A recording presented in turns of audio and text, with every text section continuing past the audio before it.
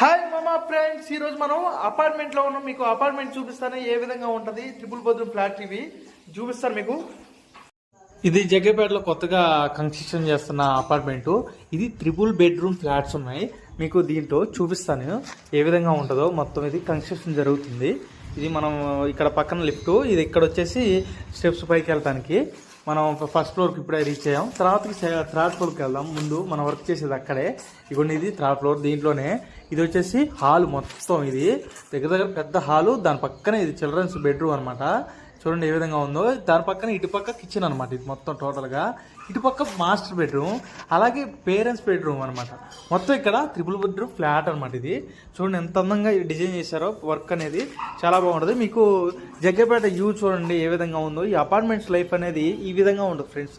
City మొత్తం ఉదయాన్నే లేవడంగా ప్రశాంతంగా డీసెంట్గా కనిపిస్తుంది. మొత్తం చూడండి వ్యూ ఎలా ఉందో.